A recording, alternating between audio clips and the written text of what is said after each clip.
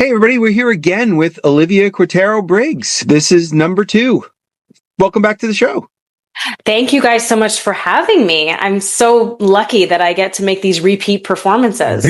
And listen, you're only the third person who has been on more than once. Yeah. Okay, so I'm still in the top 3. I still get that medal. Top 3. Yeah. We have one person has 3. One person's up to 3. He's going to be Brian's replacement. I'm just trying to get him to agree to it. Tony Fleeks, if you know Tony, works for Image and Marvel, and my performance reviews haven't been good around here lately, so I might be gone soon. No, we'll bad see. Evaluation reports. Yeah, it hasn't been not good. So you've got something new coming out in January or February?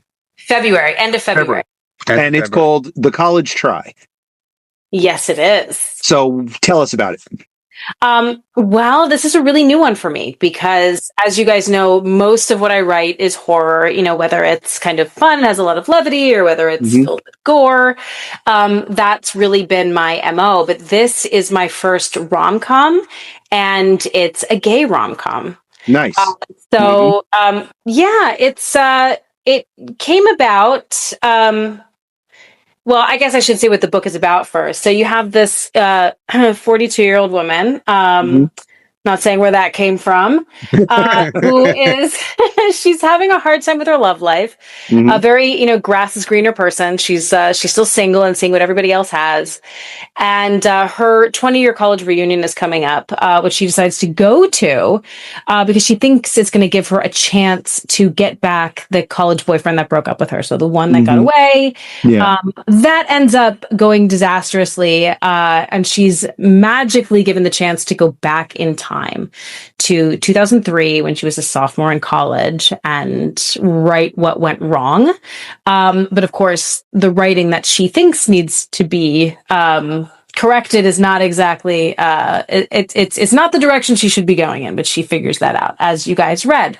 Yes. So it's a rom-com with a magical realism element, and I got to live in 2003 on my old college campus again, which was really, really it was shockingly fun, actually. My favorite page to write was probably just the one where she finally realizes what's going on, that she's in 2003, and just runs around town, noticing old-fashioned things like phone books and Blockbuster Video. And, and of course, I have one panel where there's a bunch of Bush protesters, and she gets to tell them that it gets worse.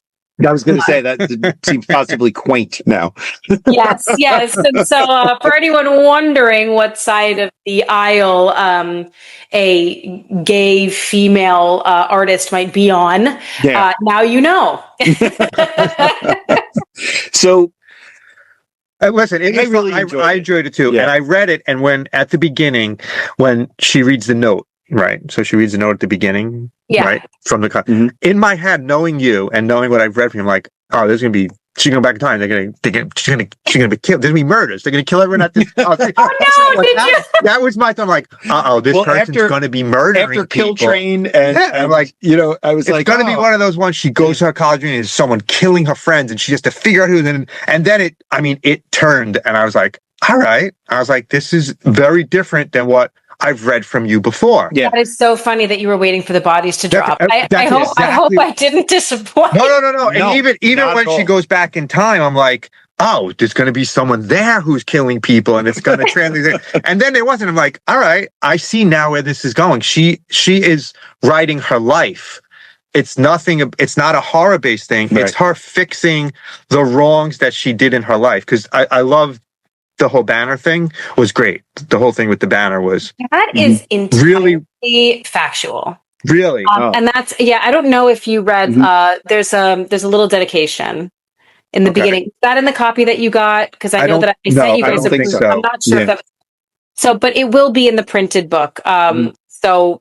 For those of you out there, the book is not out yet, and I don't have a copy of it. So these guys just got a PDF. We got a preview. It's probably not finished. There's a dedication in there that's for Hallie and Liz for knowing me better than I knew myself back in the day. obviously, two chicks in college who were trying to show me the way, but it took me many years to listen. And then there's a dedication to Natalie, and I think I said something to the effect of like, I was a jerk and a half, and I'm sorry.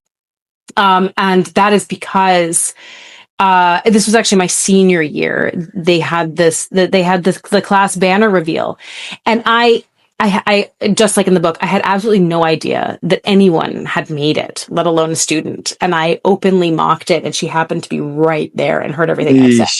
And I always felt so bad about it. And so when I was thinking about, okay, I'm going back to 2003, I'm writing something that's deeply personal anyway. What wrong can I right in just the writing of this book? So, Natalie, I don't know if you're ever going to read this book, but if you do, please know that I'm sorry. It was a really, really dick move, and then probably the follow up made me even more of a dick because that night, we're all like hanging out at this bar. It's college, and she came up to me. And she told me off. And because I still had no idea that she had made this banner. So I had no idea what was going on. But she told me off. And then as she was walking away, I saw that she got a high five from a friend. And at the time, and this is, you're going to think I'm a horrible person. But at the time, I'm 22 years old. I'm just graduating from college. And I'm like, holy shit. I am so notorious that if you tell me off, you get a high five. I'm like, I have one college. But no, I am truly sorry for that, and that's why I put that moment in the book. That makes it even cooler. Gave it to Rachel. Yeah. That makes it really cool. But you know what? The genre is different, but the relatability of your characters is basically the same. I mean, the Kill Train, the main character of Kill Train was very, very relatable in her struggle, and this story and these characters are very, very relatable. I mean, even that banner story. I mean. There are times literally where I will think of something that I did that was like a really bad move. And I'll be like getting ready for work in the morning and it'll strike me like lightning. And I'll be like, oh, I wish I could take that back. Oh, like that's such a thing that anyone can relate to. Yeah. And this idea of going back in time and fixing something that we all fantasize about that. Oh, yeah, course. Constantly. Yeah. What would you do if you went back? What would you fix if you could go back in time? Yeah. Everyone thinks that. We all do. Yeah. How can we alter this, or that? I know you could write a million stories about it, and that's why it's such a crunchy way to get into something. You can always sink your teeth satisfyingly into a story about someone getting to go back in time. Yeah. For me, with this though, it was with a different sentiment. Like I said, it took me a while to kind of figure out what was going on with me, for lots of reasons. I mean, back in the 90s, I'm like dating myself. I grew up in New York City, which is extremely liberal, right? Yeah. And, nobody would have stoned me or thrown me out of anything for being gay, but it really did feel at the time like you were either in or out. Like if you were gay, you had a coming out party, it was a celebration, and then you were in the gay camp. There was no real in between. People who were, said that they were bisexual were laughed at, and it was a big joke. Yeah, and they're often just trying to get attention. Yeah, they're often looked down by both groups back then. Yes, back then. Yeah. Now, I don't know. Listen, I don't know. I feel like I'm very detached from what people think of anything these days because I'm just I judge nothing now. I feel like the older you get, if you're doing it right, you're just I don't give a shit. Just exactly, please, just be the best version of you can be. I don't give a shit. 100%. That's how we think as we get older. Yeah. Oh yeah. Yes. Yeah. Well. Maybe 100%. Not the boomers, but boomers. I know. And listen, we're a little bit older than you, and I know for a fact that if I say it all the time, if something makes a person happy and it doesn't infringe on other people's happiness, why do you care? Why does anyone care? Exactly. I mean, that's ideally that's where you should go. But at least back then, yeah. So being bi was a joke, and I wasn't sure. Yeah, I really didn't know. I didn't at the time. I was like, well, I seem to be attracted to guys and I seem to be attracted to girls. I think now it was definitely 100% daddy issues that was making me even look twice at men. But again, life journeys, you learn so much. Yeah, sure. But yeah, so I thought that, in order to, kind of, embrace this part of myself that I needed to change who I was. Yeah. And I was not prepared to do that. And so I kind of turned my back on it. And I always regretted that. And, one relationship in particular that, it's funny looking back because, she has since ended up with like this wonderful, wonderful woman that has this beautiful family, and I have 2 gorgeous daughters. So like, I wouldn't really want anything significant to change. I just wish that I had done it for the sake of having done it, right? That I had pursued this relationship and not been so scared of it, just because it would have answered some questions for me. So that was always the what if, looking back on this relationship that I could have had in college with someone who I clearly who clearly liked me. But I was just too weirded out by the situation to figure out how to do it when the answer was in front of me all the time. I didn't need to change anything, Well, that's interesting because when we're younger, we're so clearly trying to define ourselves in very strict ways. We're trying to say, well, I am this and I am this. Because we want to be accepted. And you need fixed stars when you're younger. There's also survival. It's important when you're younger to be able to kind of categorize yourself so that, you know where you're going, other people know where you're going, and they know how to help you. Right. Because that's what you need. It's, I guess, maybe happening later in life sometimes it's probably a lot easier, because you have some other things set up for yourself. Yeah. I definitely don't envy people who, come out in college. There's so much going on, or like right when you're, starting your young adult life. But I think maybe you have a lot less what ifs. Who knows? You're right. You don't have to go back in time then because you did it the first time. Because you took care of it. Because you took care of it early. Yeah. But then, you also don't want to compare your journey to somebody else's and then feel that yours is lacking, because it's not. Your journey. Everything happens at exactly the time where it's supposed to happen. Right. Divine timing. Yeah. But which, of course, I guess does not really, it's not really supporting the thesis that I'm putting out there with this book necessarily. But, for Rachel, this is what it was going to take to make her realize what was in front of her all along. Yeah. So I also wanted to write a coming out story that wasn't really a coming out story. Mm-hmm. And by that, I mean, I feel like, at least for me, part of what was so prohibitive about accepting myself was the idea that coming out had to be this massive thing. Because it felt like it had to be so big, and that bigness intimidated me. I just wanted to be Olivia doing whatever Olivia was doing at that moment. Yeah. And I still do.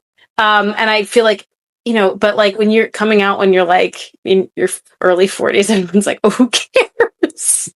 So I kind of like, okay, great. So I kind of got that liberty at this age, but in the book, as you'll notice, there isn't some huge moment where she's like, I'm gay. The huge moment is like, I love my friend. I love my best friend. Mm-hmm. And so that's the big realization. And that was important to me because I feel like, again, back in the 90s and like the early aughts, we had a lot of coming out stories. And I think at the time that was really necessary. But now I think we've kind of graduated into an age where we need to see people like gay people like living their lives is really important. Like without like the finger being like, it's not about them being gay. It is about what they're doing. And they just happen to be gay while doing it. Right. Which I think is really important. And for this story, it's more of just like, it's an open invitation to anyone who has this fluidity to be like, see, like Rachel goes through a character journey, but gayness or not had nothing to do with it. She's still Rachel from beginning to end, having had this realization. The change came because of something else that was going on with her, not because of her gayness, right? The gayness was not the change. It was that fact that she's had this evolution. And I think I really needed to see a story where someone could just like beautifully and easily transition from, being someone who has always thought they were straight to wrapping their arms around someone from the opposite sex without it being a big deal. Right. I needed to see that. And I needed to read that. And with everything that I write, I think, if I need to read this, if I need this story, chances are someone else out there does too. So that's why I write this stuff. And that's what makes comics so great. It's for everyone. There should be a story out there for everyone. Yeah. It should be. And it hasn't notoriously been that way. I know. And that's why this new era of comics is so... I mean, I think I might have talked to you guys about this before, but like, I never thought that I would write in comics ever, ever, ever. In fact, there was a play that I wrote years ago. I wanted the character to be a writer, but I wanted to give them a type of writing occupation that was very far from what I did because I didn't want it to be too personal. And so I made that character a comic book writer. Oh. With dad issues, who's like constantly trying to like get their father's approval, which is something that I also didn't think that I suffered from. And then like years later, I'm like, oh my God, I'm a comic book writer who's been like desperately trying to make my dad proud of me my whole life. So it's like, oh man. You wrote your own prophecy. Yeah. So Dude, it's crazy how many times that has happened to me where I've written a story and then looked back at something that I wrote that I did not think was personal and like everything in it was. Oh yeah. My hope at this point in my career is that I'm actually doing that with intention. It's just more gratifying for me. Yeah. But yeah, no, I'm sure that, give me another 10 years. I'm going to look back at the stuff I wrote now and be like, wow, Yeah. I was dealing with something. Yeah. Yeah. But that's great though, that you're taking this from a real personal place. And you could tell with that story that there was, it's funny because I was reading, I was like, I wonder if this is autobiographical in a way. Mm-hmm. That Olivia's telling a story about herself. Well, it feels very authentic. It does, very authentic. Oh, and thank you. To me, the what you were saying before about how she didn't have a coming out to be a lesbian, it wasn't a big deal.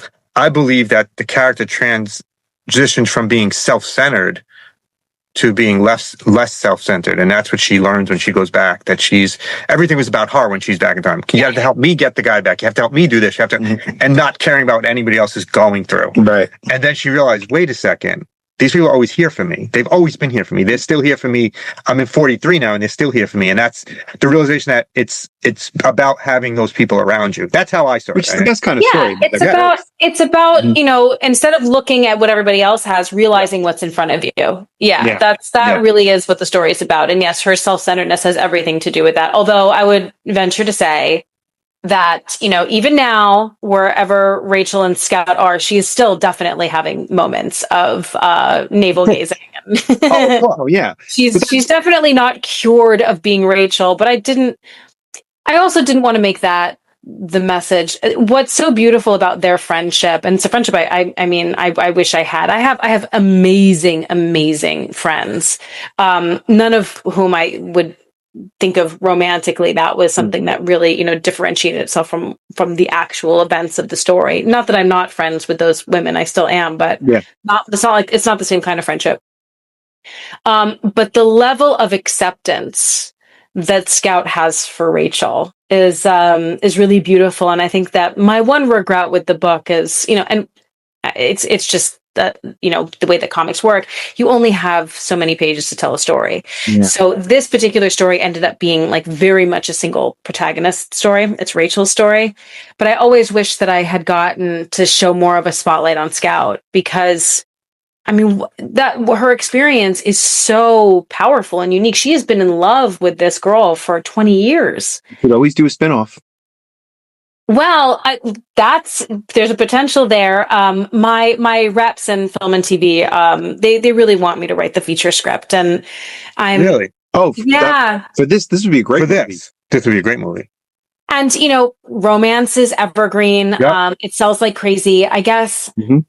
And again, this is probably like me being stupid and like putting myself into a box, but like you were anticipating all of these kills. So much of what I do right now is horror, and I've just been like leaning full tilt into that brand. But I don't have to, it's you don't. I wrote it, so yeah, could do. Go back to that idea of defying categories. But listen, exactly. You scared me a little bit because you were saying a lot of your writing is autobiographical, and now you're back in New York and you're riding trains. So I'm a little leery now about getting on a train. You're in New York now, to be honest with you. Oh, well, I mean, we can talk about what's going on with Kill Train too, in a little bit if you guys want. But yeah, you don't have to be scared of the subway anymore. Let's just say that. But yeah, there you go. You might not want to take the Metro North. Okay, that's Metro North. All right. I haven't taken the subway in a long time. Why not? I don't go to the city as much as I did in my past life. My new life doesn't take me into the city as much as my past life took me into the city. I love how we Staten Islanders, we are always calling it the city, as if we are not part of the city. I know, that's every borough with Manhattan. Yeah, it's true. Manhattan's the city. It is the city. True. I never called Brooklyn the city. No, and I would want to. This is because you know what I'm realizing now? I spent my entire childhood growing up in Manhattan, but Brooklyn feels like a place where people live. Right. Oh yeah, this is home and that's the city, and I'm good with that. This is quiet for the most part. I will admit that since coming back to New York, I have the New Yorker in me came back so hard, so fast. And there was a truck, some sort of delivery truck this woman was honking like crazy, trying to get this person in front of her to move, which was it was some sort of an emergency vehicle that was that's always in the neighborhood at the same time of day because they're helping somebody. I don't know. Somebody has to get in and out with a wheelchair. I'm not sure what's going on, but it's the kind of vehicle you don't honk at. Right. You're doing an essential service. Just wait. Mm-hmm. And I got so infuriated because I work from home. This woman's honking right outside my window. She would not stop. I asked her so many times. She's honking so loud she can't hear me. So I will admit, I went to my fridge and I got an egg, and I nailed it. Oh man! Beastie Boys Eggman style. That's right above the window too. So it was perfect, just creamed down. And that finally got her attention. And I was like, okay, effing stop. Oh my God. Yeah, you're back to being in New York. The California is all out of you now. Oh yeah. Oh yeah. Also had a great moment mouthing off at a guy on a scooter who oh, they're so annoying. That's a new danger. So annoying, but it was so funny though, because this guy was going so fast on his scooter, telling me to watch out, and then so of course I mouthed off something else, but he was going so fast that he couldn't respond in enough time. It's just a blur, and he was like, "Fucking bitch!" As he was going back on his scooter, and I was like, "Yes, I love this." New York. Yes, well, it's amazing to be in a city where listen, we're all living on top of each other. It creates a lot of anxiety and a lot of agita. And I just love that we live in a place where we can unapologetically tell each other to go fuck ourselves, and it's fine. I'm not holding on to that moment. That guy's not holding on to that moment. But we both felt better after. Yep. Yeah, there's 10 moments for that guy a day. There you go. Everyone's saying that. And me too. Friggin' scooters. And then it keeps me from doing that to my kids, so it's it's all good. You gotta yell at somebody. So what's going on with Kill Train? I mean, again, this hasn't officially been announced yet, so hopefully I don't get into too much trouble, but I'm really, really excited that Kill Train is getting a volume 2. Oh, very good. Awesome. Yeah, this is my first time ever getting a volume 2 of anything, so it's a big celebration for me. Still in the outlining phase. Got a few notes from my editor on that, but overall we're both really happy with how the story's going. And yeah, I mean, I definitely no spoilers, but as you know, Kill Train was very personal, and everything that I put in there, everything that Vanessa was dealing with in that first book. All the those are actual things that had, been said to me, and things that I had grappled with in my career and as, a working mom, and all of these. I always thought of it as death by 1,000 cuts, right? Yes. So I never wanted it to be that there was one big thing that happened to Vanessa that she's grappling with, because I think that for a lot of us, that's not usually what brings us to the point of having a mental breakdown, right? It's a bunch of little things that we tell ourselves as they're happening. Well, that wasn't so bad. Well, that wasn't so bad. Well, that wasn't so bad. But then, enough of these layers, and it really does have a profound impact on you that you're going to need to heal and recover from. So With this, so she's, but she dealt with that. She dealt with her past and that damage, and she grew out of that. And the challenge with a second volume, just like a second season of a TV show, whatever it is how do we find a completely new character arc for this character who has just overcome a lot and came into herself. So now what's the next thing? And so the first book, I thought, she's dealing with a lot of things that other people have done to her. But what she hasn't had to face up to or deal with is what she herself has done. And I find that a lot of like true reckoning comes from looking at the things that we have done in our past, like the college try and the shitty thing that I did to Natalie, that, I had Rachel do to Tyler, and, how you can wrestle with those things. And if you can't go back in time, because most of us cannot, how do you look at these things that you've done, knowing who you are now, and not let yourself off the hook for them, but also, find a way to grapple with yourself that doesn't destroy you. So that's what she's dealing with at the start of Kill Train 2. When can we expect that? When? Well, with second volumes, they have to come out the following year. Otherwise, you really risk a dip in sales. Okay, I think, in the game. So I'm in kind of a crunch time right now. So it should be before the end of 2026, unless we screw up. Okay. And who's putting it out? It's coming out of. This is Mad Cave. Mad Cave. Yeah. So yeah, they really have me working. Which good. I'm it's awesome. They are so fantastic over there. They're endlessly supportive. And some of the things that have also factored into Kill Train 2 is, that my life kind of like imploded over the summer, which I have since rebuilt, thank goodness. And I'm so glad that it all happened, but it was batshit while it was happening. And the folks at Mad Cave were so lovely and extended themselves to me, and because of course I was like missing deadlines, and they're just incredibly supportive, and it feels they welcomed me into a family, and they really have they've made it such. So they're really amazing. So yeah, I have a bunch of projects coming up with them, but I probably shouldn't talk about any of the other ones because it's probably good, because I hate editing that out when the person calls me after. You cannot say that. Please edit that out. It's happened a number of times. I appreciate you not saying things. I'll zip it up. I won't make you do any extra work. Because what happens when they'll say that, and then they'll go back to the publisher, and the publisher will be like, you can't say that. What are you doing? I'll get an email saying you have to remove all of this. And there was one time the guy said it like 4 times. Yeah, that was bad. I know what you're talking about. I had to edit out all of this information he said about this project, and he wasn't allowed to say it, and he just kept talking about it. it was a nightmare.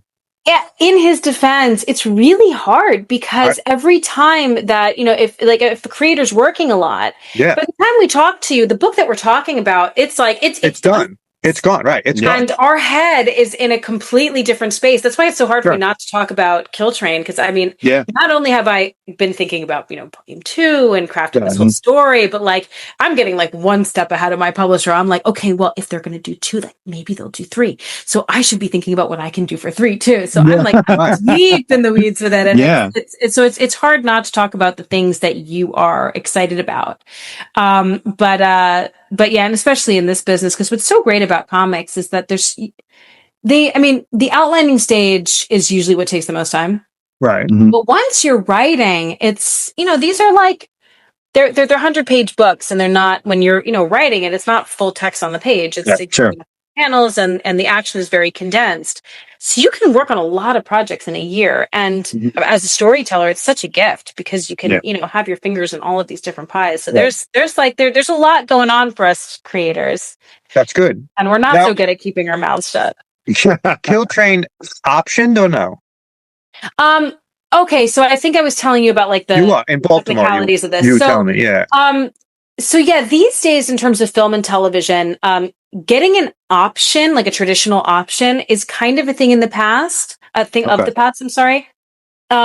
there's very, very few companies that actually like pay for an option, unfortunately. So more than anything these days, like you will have a producer or a production company that's like, I would like to develop this with you. Right. And everything is free until the network. So even like, you'll go through all the stages of like, developing with this producer. Then you'll pitch it to a studio. You pick up a studio. Then the studio gives you a bunch of notes. That's when you create your deal with the studio, but still no money. It's still IFCOM. Gotcha. And then if you manage to sell that to a network, then of course the money, everybody gets paid. Right. So it's a lot of free work. So it's very different than it's very different than we've had many creators on the show. And one of the things that really always interests us is that we know some who they've optioned something like 5 times and they got paid every time it was optioned, never got made. In the last couple of years? He's been around a long time. Yeah, he's been around a long time for a while. Yeah. And the only people I know who have done that are now in their 70s. Right. Oh, he's not in his 70s. No, he's not in his 70s, but he had something optioned numerous times. And he said it never got made, but every time it gets optioned, I get paid. And I was like, oh, and to hear this now it's kind of shitty for you guys that you're doing all this work and maybe nothing will happen. Well, but that's how it's. But it could happen. I don't know. As far as the time that I have been in the entertainment industry, and you also have to keep in mind the fact that I've been working my way up. So right. I'm not. My buddy Steven D'Souza has like the same story. He wrote like Die Hard. He's had things optioned like tons and tons of times, and that haven't been made, and he keeps rewriting them and sending them out. But yeah, the days of options, it's very few and far between. I think it has to be like a really, really hot property, like, a best-selling book or something like that. I'm not saying it doesn't exist anymore, but sure. But yeah, Kill Train, I mean, it did well, but it wasn't like, the next Stranger Things or something, Right. So but there's who a chance. knows? Yeah, there's a chance. Yeah, so but no, there's a good chance. And when it comes to, for me, developing my own IP is something that I will always have time for, and getting behind my own projects. I think at this point in my career, it would be, if I'm not developing other people's IP for free anymore. That's good. It's your own stuff. That's I'm past that point. But yeah, a lot of film and TV right now, it's all free development unless you're doing projects in the UK. That's interesting. I didn't realize that. My little dog would like my attention. Oh. Yeah, it's a lot of free work in the industry these days, which writers have been complaining about for years now. Free's not fun. Yeah, so you have to find a way to make it work for you. But with Kill Train, I mean, it's funny. So yes, there is a producer who I'm working with right now on the pitch. Of course, I've had to tackle the second volume first, which would effectively be the second season. So I wanted to make sure that I had that story down first before, because with a TV pitch, you have to have your first season laid out, and then like you have to be able to tease other seasons. So I wanted to make sure I had the books mapped out before, going into the pitch. But yeah, she's amazing. I've developed with her before. She's one of the most, I won't name her because nothing's been announced yet, but she's one of the most savvy executives I've ever worked with. She really, really knows story. She knows the marketplace. And she's just started working with a management/production company that I have a lot of respect for. Actually, my very first managers, that they created the company. So it's like she was part of my entertainment family that now joined forces with more of my entertainment family. So that's great. Yeah, that sounds promising. So you moved up in the world since last time you were on our show. Oh, have I? I mean, we I'm always moving. We both have. We both have. Right? Well, yeah, I mean, you guys have tons more followers, which is amazing. Yeah, I don't feel like I need to do that. I need to have like way more of a social media presence, and I started, but I keep having all these hiccups because then I moved, but it's a lot of work though. It's a lot. You know what it is though? It's for someone who's a writer. It's kind of an unfair proposition because not only do you have to write your stuff and make sure it's as good as it possibly can be to put it out on the market, but now you also have to be your own marketer. Yep. Yes, and you have to be your own social media manager. Yep. And you have to be it's created a world where writers are suddenly tasked. It seems to me anyway. I'm not a writer, but it seems to me that they're suddenly tasked with all these new jobs Yeah. You know, and I can 100%. understand why someone would be like, "Oh, I don't want to do that." Like, I don't want to market. You know, why should I be marketing myself? I'm not. You have to, because the publishers, well, I don't know if it's they do what they can, right? Sure. But it has become more and more the job of the creator to get out there and market your books and to like meet folks like you guys and to make sure that you're constantly putting feelers out there. So yeah, you're right. I guess I don't know. I'm very lucky in that I'm a natural extrovert, and you guys know I love talking. Oh, I get to talk about myself. Like, oh no, myself and my ideas and all my great books that I write. Like, shoot me. I love it, but I know a lot of writers don't. Yeah. They're introverts. But for me, I think the fact that I have the ability to like get on my phone and make a video that a ton of people will see, just you upload something on YouTube Shorts or TikTok, and I'm amazed at the views that I get, the views that other people get. People make the most like benign shit I've ever seen, and they have like thousands of views. The fact that I can do that through this thing that sits on it's so simple. And help my book sell, to me is incredibly empowering. So I'm all for it. But again, like, I mean, I hear the frustration of other creators who might be working for publishers that like really just don't get behind the books. I'm lucky that I have not had that experience. Like even with Jill and the Killers, which that was greenlit under Oni Press's old guard. So like the new guard did not have to care about that book. But how many incentive covers did issue 1 have? Like 7? It was absurd. So I've just gotten very, very lucky in that I've worked with teams who, you know, really believe in me. And I don't know, maybe they've like hated the way some of the books came out, but it didn't matter. They still made sure that, you know, it got out there in big numbers. And, you know, for Kill Train this past year, it's really been like an education in terms of like, I guess, I mean, there was a bit of this with Jill and the Killers, but Jill and the Killers skewed more YA, which is a very, very different market. But, you know, Kill Train was obviously an adult book. It is a horror. It's like there in the title. And wow, what an education, because this book, just by virtue of like the title and the cover and like the way that we were all pitching it, which was pretty uniform, you know, at all the cons and everything between, you know, the folks at Mad Cave who were working the booth and myself. They're selling out like crazy. Yeah. So, yeah, but you know, as a creator, it's really important to be able to find ways to tell the stories that you need to tell in a way that's commercially viable. If you want to make a living. Writing. And not everyone does this, not for everyone. And I'm not, I'm not putting anybody down, but this is all I want to do. So I have to make money at it because I don't have time to do things. So there's just like, I have 2 kids, I have 2 dogs, like, and I write. So the writing has to be able to keep the lights on. So, you know, Kill Train ended up being, and in part, like, thanks to the, you know, guidance of the folks over at Mad Cave too, who were, you know, I wanted the covers to be like weird and subversive, and they were like, no. Like, let's sell horror. Let's just sell action horror. Let's do horror. And I was like, okay. So then I got my brain into this space of like, okay, like let's sell action horror, but like, can we make it like kind of feel a bit 90s, which is where the logo kind of and the title itself, the original title, I can't, something like Manhattan something train. It was like way too many words, and they were like, no, we have to like, you know, trim it down. You gotta shorten this and punch it up. Well, where can everyone get, if they want to read Kill Train, if they're watching this and I want to get Kill Train, where can they get Kill Train? Amazon, I'm assuming, right? Yeah, you can get Kill Train on Amazon. Well, there's still, I think I have 4 issues left. If you want a signed book, you can go to my website, oliviacuartero-briggs.com. And by the way, be in the description. The description. Kill Train is in the not so distant future. New York City institutes this Kill Train program to cut down on the population explosion, which basically means 1 out of every 10,000 trains is chosen at random. Everyone's slaughtered by the end of the line. And in this world, you have a struggling single mom on the verge of a nervous breakdown who decides that she's not going. So I don't ride the trains anymore.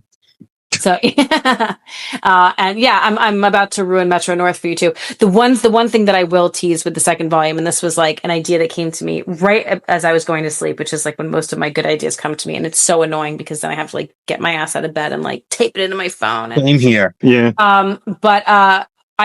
We're gonna have like a massive bloodbath in Grand Central Station, and I'm so excited about it. Looking forward to it. But yes, that's a good setting for an action sequence. Forward to it. I know, Spent right? a lot of time in Grand Central Station. I'm so excited to just see the art when it comes. Spent a lot of my time in Grand That's Central a really good location for an action sequence. Do you have any appearances coming up right now? So anything scheduled? People can see I just wanted to finish saying that you can get these books on my website if you want them signed. It does cost a little more because I charge for shipping and Amazon doesn't. But I don't charge for the signing. It's just that you have to cover the shipping costs. So I still have a few books left, the trade paperbacks of Kill Train, mostly single issues. But yeah, you can get that there. Or if you don't care about a signature and you want to pay less, then yes, you can order it on Amazon or like through Simon and Schuster or whatever. In terms of upcoming appearances, like I told you guys, I got a table at Emerald City, which I was so excited to get. Yeah. I can't do it because it's too far this year. So I think I've been looking at my schedule. I think I want to hit up Terrificon. Great show. Absolutely. Yeah, that's what I've heard. Fantastic. In Connecticut, and I think is that in the summer or the spring? That is in the actually July, right? It's not in July. August? It's in August. That's in August. Okay, and then there was the Philly fan. It's either Boston or Philly. Philly is in. Boston's better. If be honest, if you have trouble with Terrificon, let us know. If you have questions about conventions, this really is the guy to talk to. The guy who I would love that because I'm just starting to table now. Yeah, we know the guy. We know the guy. We know the guy from Terrificon. We know the guy from Garden State Comic Fest. We know the guys from New Jersey Super Jersey Comic Expo. So if you're looking to do something, then you have to email me about all the ones that are in the area. The big ones in the area. Yeah. Like I said, my new rule is that I have to be able to drive there, or I'm not doing it. Yeah, we know a lot of it. A lot of them have been on our show, and the Jersey they invite us now to their show, so we attend a lot of their shows. So that listen, if same thing with shops. If you are looking to do appearances in shops, let us know. We know. I should. You're reminding me that I need to get on this. We know a lot of shops. My room probably looks very nice and finished, but this just happened a week ago. I finally got my apartment set up, and actually, I just cleaned it today for the first time. So now that this part of my life is settled, that's been on my list, is to start reaching out. I'll send you a list of some of the big conventions in this area, my God, that'd be amazing. Let me know about shops. And because we know plenty of people who have shops. I don't know when my next appearance will be, but what I do try and be really good about is making sure that I'm on the homepage of my website. There's upcoming appearances, and I always try and update that. And then again, I have to get back into it.